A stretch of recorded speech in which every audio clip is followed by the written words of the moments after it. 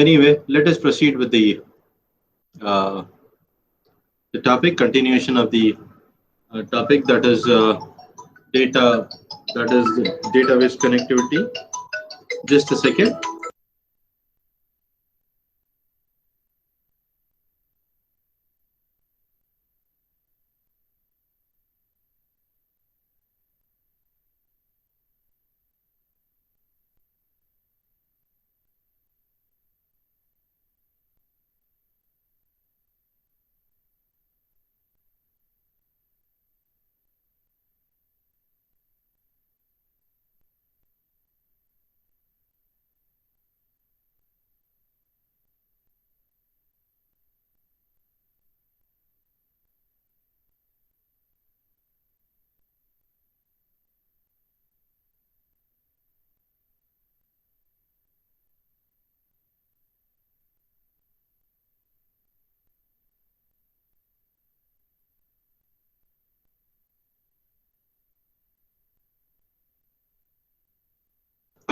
Anyway, sorry for the disturbance. Let us proceed with the continuation of JDBC, or Java Database Connectivity, which is used to for connecting through a Java program.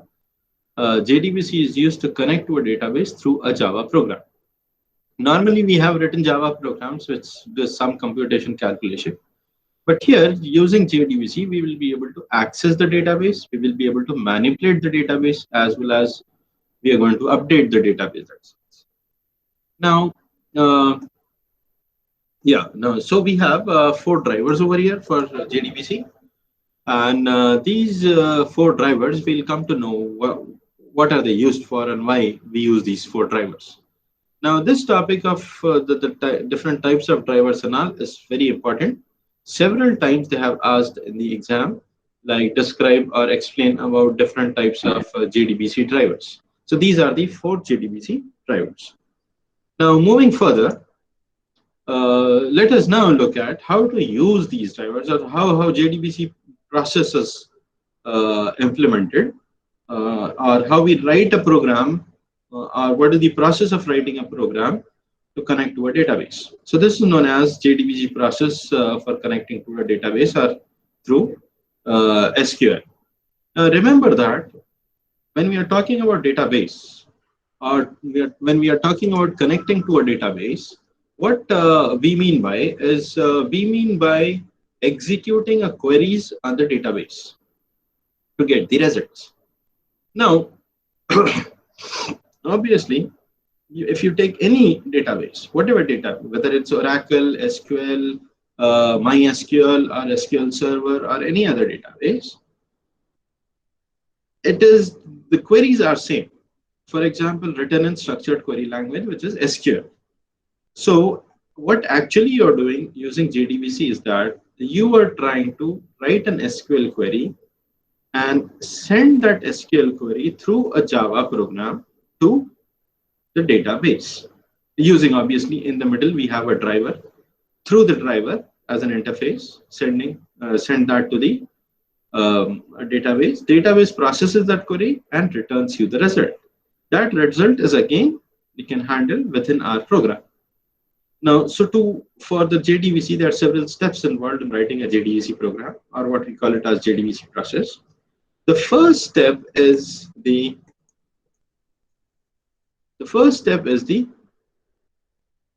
obtaining the connection. Now, in this first step, obtaining the connection, there are actually 2 things we need to do. We need to register the driver with the driver manager. Now, what is registering a driver? Driver is nothing but those 4 types of drivers.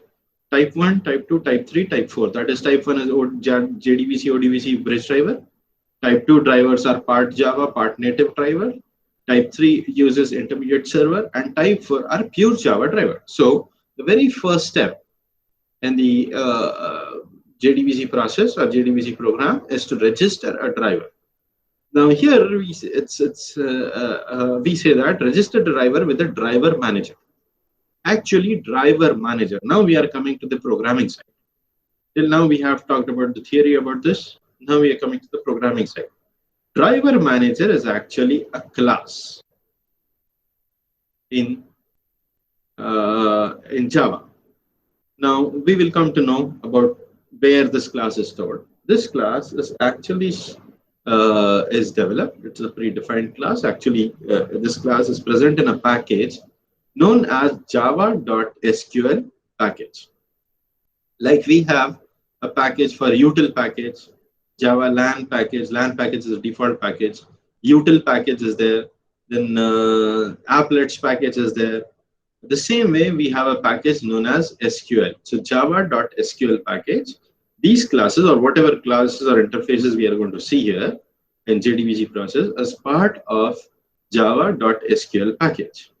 So the driver manager is also a class which is part of the SQL package. Then once the driver is registered, this driver over here can be type 1 driver, type 2 driver, type 3 or type 4 driver. So whatever driver we choose, we have to register that driver. Then in the same step of obtaining a connection, the next step is to get the connection or to create a connection actually. Now, this step, that is to create a connection or get the connection, or all these steps after this are independent of the driver which we use. So whatever driver we may use, these steps will be common, same. So the second, within the first step, obtaining the connection, first is to register a driver, then to get the connection. And same, obviously, we have to use the same driver manager class to get the connection. The next step is to create the JDBC statements. Now, creating a JDBC statement in the sense, there are 3 different types of statements. For example, the statement is created based on your query. Now, we may have a query for a database as select star from students. Now, this is a simple query. So, a simple statement is created. Now, suppose we have, for example, we might, if you remember, we have used select star from students. Then inside that we pass, or in insert statements, we pass a question mark. That is, the data is filled after the query is executed dynamically. So using that query, we can insert dynamic data in the database. So those are known as prepaid statements. Those are known as compiled statements. So this is the second type of statement. First is a simple statement. The second type is a prepaid statements, that is dynamically which gets compiled and the query is generated. And the third kind of a statement is the callable statement. For example, in DBMS, our database management system, we have something known as stored procedures. So depending upon what query we write or which statements we are using for database, depending upon that, we will be creating a JDBC statement. So that is our second statement. That is, here you can find get one of the JDBC statement or create one of the JDBC statement. Over here, statement is again a class or an interface in Java. Prepared statement is another class or a different statement. Statement is used to execute simple queries. Prepared statement is used to execute parameterized queries. And the third one is callable statement is used to execute stored procedures. Then once we are done with the second step, what we have is the third step. In the third step, we have executing SQL statement. So here is the actual part that the result is, the query is executed, and then the result is returned. So this is where we execute. In the third step, we execute the SQL statement using JDBC and using a Java a program or source code. And then we get the result back into the Java program and we can process that result. And finally, or ultimately, we have to close the connection which we have created with the, in the first step, we have to close that connection. Now, let us look at the first step, how it functions. Now, these statements, now that is what I told you. Now we will go going into the programming part or how to write the statements. Now, these statements of obtaining a connection, that is has two parts. First is to register the driver. Now I told you driver manager is a class. So here we use, there are two ways actually even in this one. One way is to use driver manager dot register driver. Register driver is a method which belongs to driver manager. And what all classes or interface we will be seeing here belongs to the java.sql package. Now obviously we have to import that package. So we use driver manager.register driver and then create an object that is using new sun.jdbc.odbc.jdbc driver, and obviously open close parenthesis because this is the class which is provided by the driver.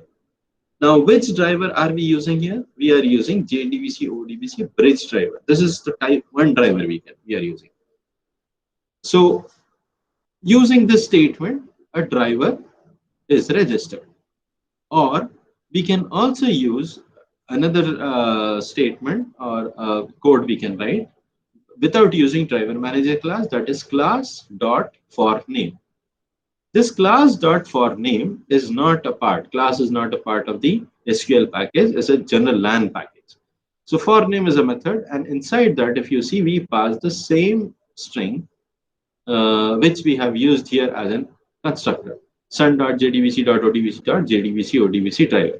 Now here you have to be sure that this is case sensitive. So over here J is small, O is small, but here J is capital, O is capital, and D is also capital. So this way, this is the second way where we don't use driver manager, but we can register the driver using this. So these are the two ways of registering the driver. Now once the driver is registered, that means when the driver is loaded in your program, whether it is type 1, type 2, type 3, type 4 driver, we will be able to use the other steps. Now remember here, this is the only place, that is driver manager and class for name. These two are the only statements where we are going to assign which driver we will be using. Now suppose if this is a type 2 driver or type 3 driver or type 4 driver, the same way we will be using the name of that driver over here or in this double quotes or in this string. Now here, how did we know that this is the name to be provided, sun.jdbc.odbc.jdbc driver? How did we know? These are the drivers actually provided by the vendor itself. Provided by the vendor itself, that is the name of the driver provided by vendor itself, and this is the universal driver developed by Sun Microsystem, which owns the Java now. And they have created a class for JDBC and ODBC bridge driver. So that is why we have to use these two statements. The next part is creating a connection. Now this connection, C is capital over here, connection, though here is connection C small, this is our name. We can also use CON or CONN also. Connection doesn't matter, it's our object. But here the connection is a class with capital C. This class also belongs to java.sql package. Then we are creating a connection using again the same driver manager class. Driver manager dot, it has a method known as get connection. G is small, C is capital, get connection. Now this get connection method actually has three ways we can use this get connection method. The first way is to just pass the connection string. This is known as connection string, that is JDBC colon ODBC colon DSN, data source name, DSN. This is known as connection string. Now remember here we only have dot, but here we use colon. This is a connection string. Now suppose if this is over here, if we are using some type 4 driver, its connection string will be provided here. So this is the first way. The second way is database may have username and password. The database or database server, in Oracle, if you have seen in the lab, you type in your roll number to log in and you have a password to log in to the database. So here also we can just use this connection, and if you don't have a username or password, we can just leave it. There is no problem, there is no need to pass rest of the two parameters. Now the second way is passing only username. So second parameter is the username.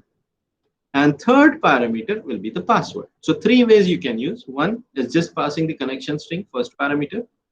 The second way of using get connection is to pass the connection string with username and not the password.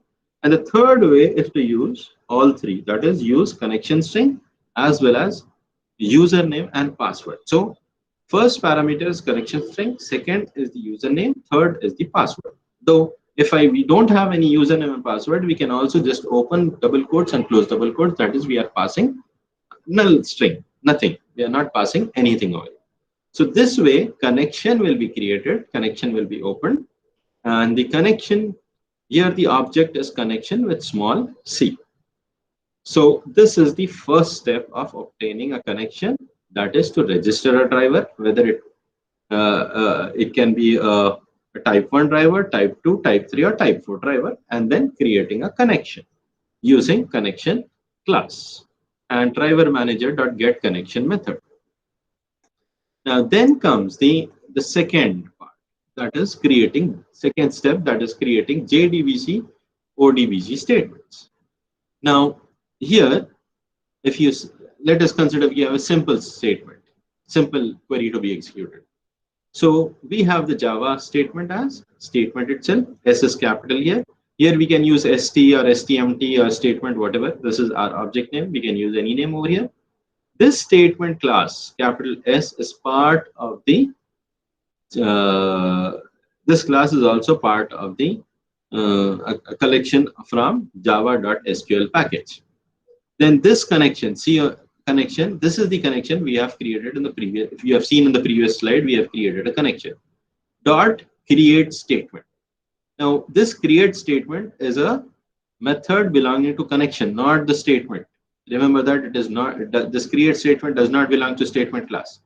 Create statement belongs to the connection class. So through this, we are creating a statement object.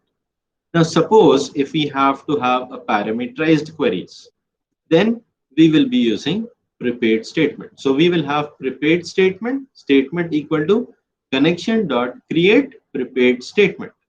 This statement is there because we are using statement class. But if prepared statement is there, we will use prepared statement, statement equal to connection dot create prepared statement. The same way, if we have a callable statement, then we will have callable statement, statement equal to connection dot create callable statement. So depending upon callable statement, I told you, it's used for stored procedures, to execute stored procedures in SQL. So this is the second statement. Here we don't know anything, complex, but we simply create a statement object using statement class. Then the next thing, third step, is nothing but executing SQL statements. Now here, if you look at this, here we have, I have just used, I have used the string known as query, and I have the statement, SQL statement itself as select star from student. Now this is my SQL statement. Now our SQL query. Now this query is stored in query. By using the statement, query will not be executed. I'm just creating a string of an SQL statement which says that select star from student. Now this part, what do we call this part, has to be executed. This SQL query has to be executed. Now it depends upon what is the type of the query. Now this select, when we are using, select is going to return us the number of rows, inside that some data, depending upon the query. So select always returns us multiple rows of data. Even if you execute in your SQL, you will find you will be getting the data as the multiple rows depending upon the query you have given. Now, to execute this query, we have to use statement. This statement, we have created an object in the previous step, statement dot execute query. Now here, query means when we get some result, we get back some result. So there is a execute query is a method which belongs to statement class. And what is the query we are passing? Query, this is the string. This string has select star from student. So we are actually using a Java program to execute an SQL query. Now this SQL query is going to return us a result as a set, as a table, because it's a select query. So that has to be stored in something known as result set. This result set is also a class in java.sql package. So this result set, we are creating an object of this result set. So here I can use rs or result set, whatever you feel like. I'm using rs, it's the name what we can do. So when this query executes completely, the entire data returned by this query is stored in result set. Now result set works like a table. It works like a table. Now to retrieve, now directly using result set, we will not be able to get the data from in the rows as well as in columns. So to retrieve that data in Java, what we have to do is we need to use while loop. This while loop is used because you may have several rows which may have returned. So we returned different rows are returned. So those rows are actually have to be accessed through result set. So we use a while loop because we don't know. We cannot use for loop because we don't know how many rows may be returned. They may be, depending upon your query, there may be any number of rows returned. So we use a while loop while result set dot next.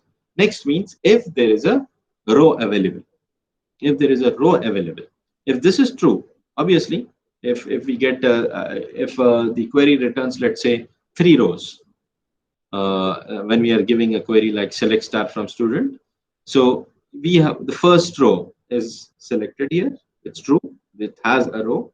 Then the first row result set, obviously that is the object dot. This is the first row. So entire these 3 statements for the first time will work for 3 rows. Sorry, will work for the first row. And let us assume we have first column in the students database or students table as roll number, the second column as name, and the third column as marks. Let us assume this. So first column is roll number, means roll number is obviously integer. I mean, we are assuming that integer. So to get the roll number from the first row, we have to use get int. So you have to know that what are the column names in your table in the database, in the table of the database. You have to know what are the column names and what is the type of those columns.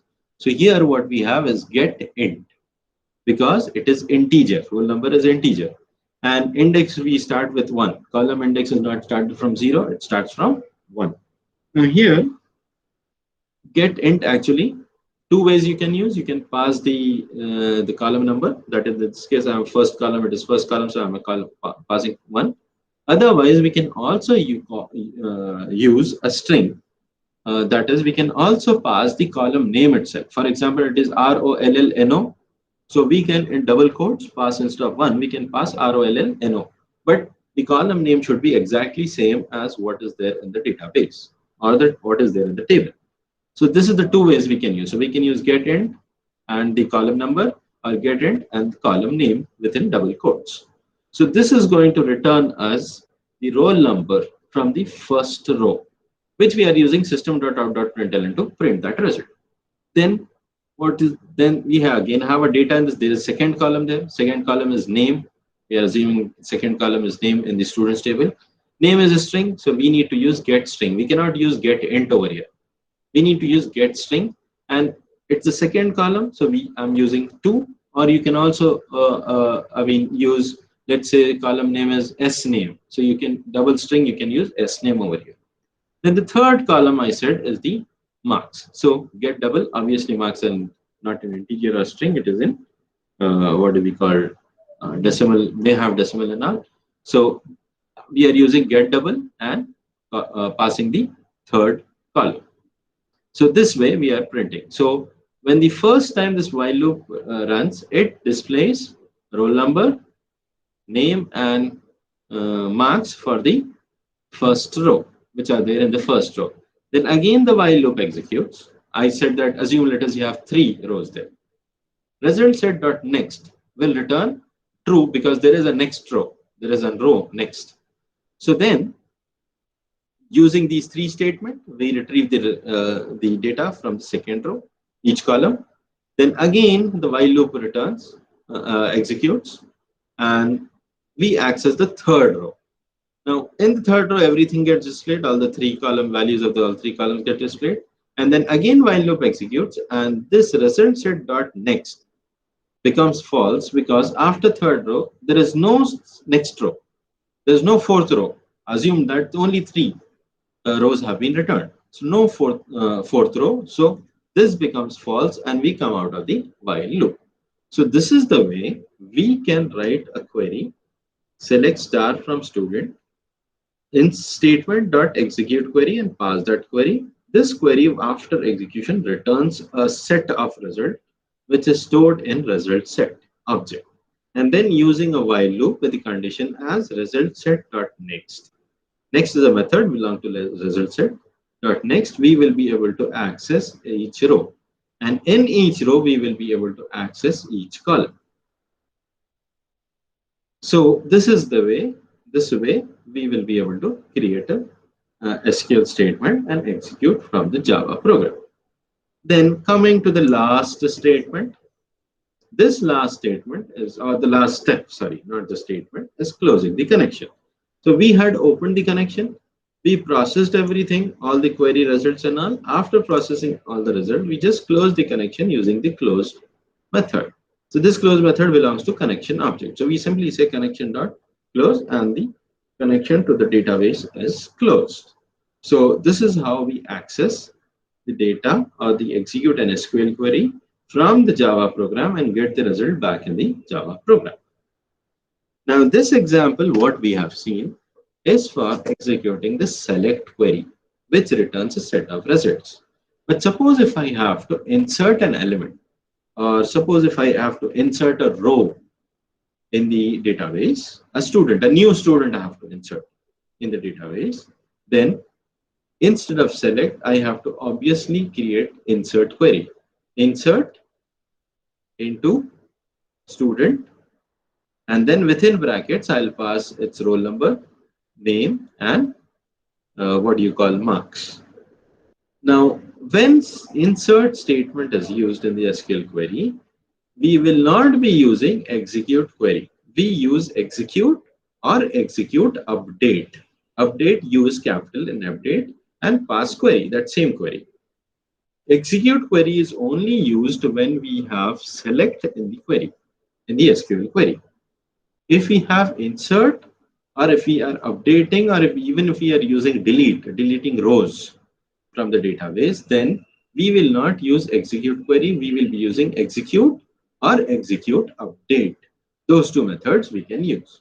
And then the result returned by this execute update or execute simply execute method is not stored in result set, because when we use update, that is when you are using insert, update, or when you are using delete in the SQL queries, they're not going to return us a set of values. It's only going to return us an integer, that is the number of rows which are getting affected. So here we will not be having result set, we will have int and some variable. So this is how we can also use, apart from select statement, we can also use insert statement, we can also use delete statement, SQL statement, as well as we can also use update SQL statement to update any column in or any value within the table in the database. So this is how the JDBC works, or JDBC process works. Now let us look at the complete program of how JDBC works, or how we should write a JDBC program. Now we have seen parts because we have to follow what are the steps that are involved. So we are clubbing all these steps together here to create a final JDBC program. So here, the very first statement in your program, Java program, you should have import java.sql.star. This is java.sql package. So you have to import java.sql package. Without java.sql package or without importing java.sql package, we will not be able to write JDBC programs. So we have to import that. That's a mandatory import statement. Then this is public class. I'm creating a class with the name as JDBC demo. You can use any class name, doesn't matter. And within the class, we have public static void main string. Then these statements are necessary. Throws SQL exception, comma exception. Now here, why we are using explicitly throwing, that we are trying to if there are any exception, we are trying to catch hold of those exceptions and throwing those exceptions. Without exceptions or without handling exceptions, without try and catch or without throw or without throws, I can use try over here and catch over here. I have to use try catch. Instead of that, I'm using throws. So without handling exceptions or without using throws or try and catch, we cannot write a JDBC program, because these exceptions or exceptions in JDBC has to be handled explicitly. We have to handle it. Implicitly, exceptions are not handled. We have to handle these exceptions. Now, you can see that the first statement, I have used class.forName. We can also use driver manager.register driver and then provide the driver. So here you can see wherever you find ODBC, it's type 1 driver. So this is the type 1 driver we are registering. And after registering the driver, we are creating a connection. Using connection string, I don't have any username and password. If we have a username and password to connect to a database, then we have to provide the username here and password over here. Then the next statement is we are creating object of statement class, which belongs to SQL package, and connection.create statement we are using. Then we are followed by the query. So query is select star from student, and then we use result set, and on the statement we use execute query and pass the query. So once the query is completed, or once the entire data is retrieved from that query, for that query, that data is stored in result set, and we use a while loop, because the result set contains a set of data, a set of rows, each row having I mean having the data in their respective columns. We use while loop to retrieve the data, and then here when retrieving the data from a column, we have to make sure that the type of the column or the data which we are storing in the database should match with the method you are using for with get using with result set. So if it is integer, we have to use get int. If it is string, we have to use get string. If it is double, we need to use get double. Now, if there are other what you call a type of data, for example, you can store an entire image using glob or blob. So you can also use get blob and get glob and retrieve that data. And then final thing is to close the and the final thing is to close the connection. Now, suppose if we have prepared statement, or suppose if we have parameterized statements, then here we, instead of statement, we will be using prepared statement. Otherwise, callable statement to execute stored procedures. So this is what is all about JDBC programs. Now, actually, we do not have any lab as such in this. This is an elective. We don't have any lab as such. So, I mean, and I also don't have a time to execute this JDBC programs and show you how it works. But what I'll do is I'll upload a video of how to practically implement this, as well as I'll upload sample programs with type 1 driver as well as type 4 driver, though we don't use type 2 and type 3 drivers anymore.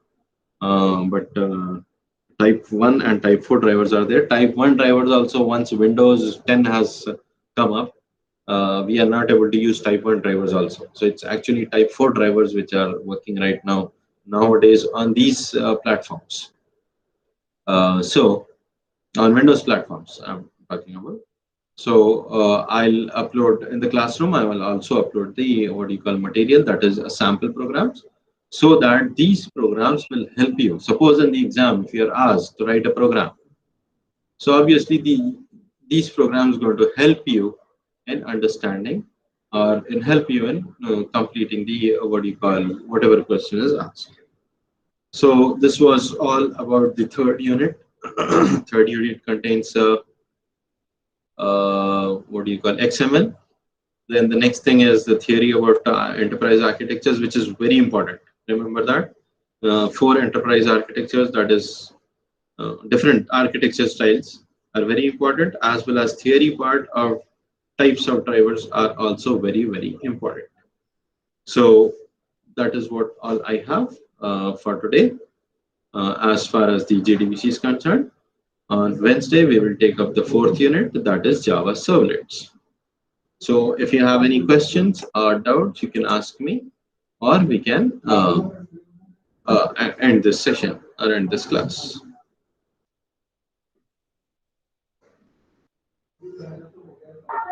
Yes, sir.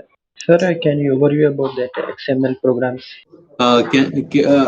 Sorry, I could not hear you. Can you overview about like XML programs that was Uh, taught on previous lectures? I can't oh, imagine that. Means I like mean, you need sample XML programs? no, I mean like simple things like XML program. Okay, no problem. I'll just show you that. Show you that.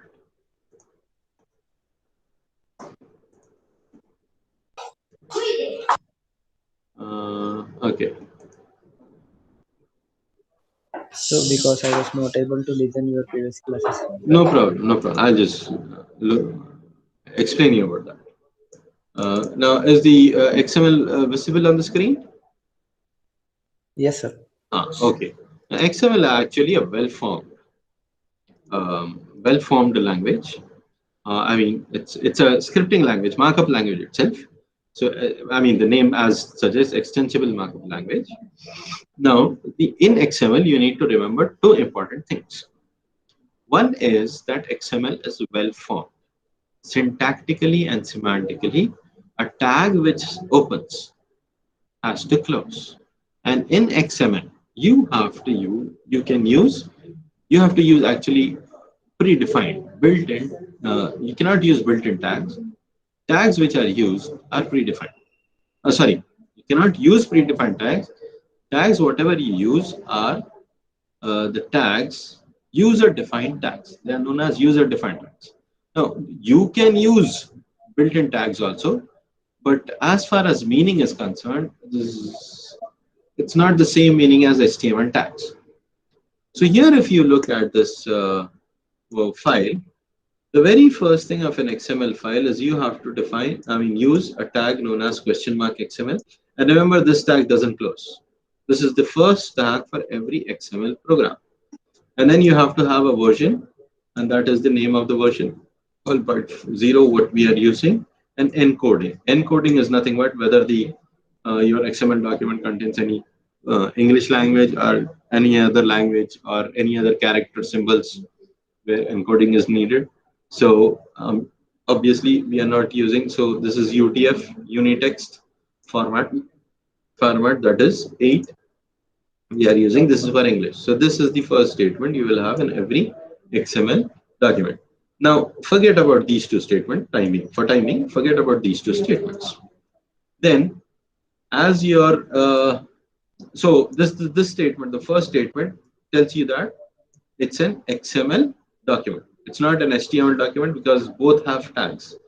Tells you that it's an XML document. Then forget about these two statements. We'll come back later. Then here,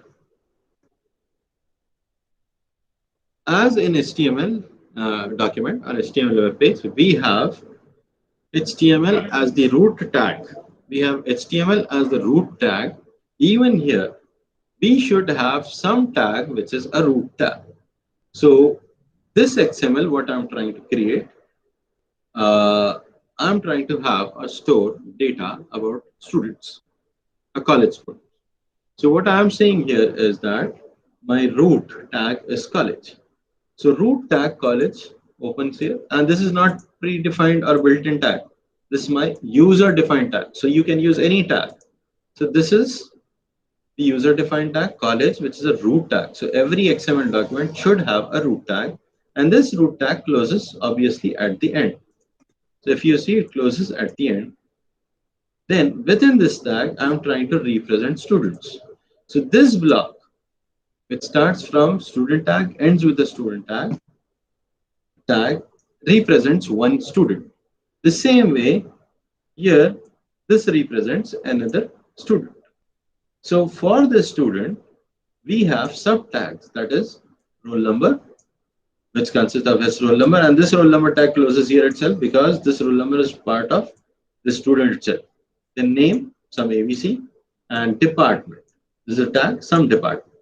Now here, this section is nothing but attributes. So as we can write our own tags, our own user-defined tags, the same way we can also have attributes, user-defined attributes. User defined attributes. Yes, user-defined. Section is user-defined. For example, image tag is there.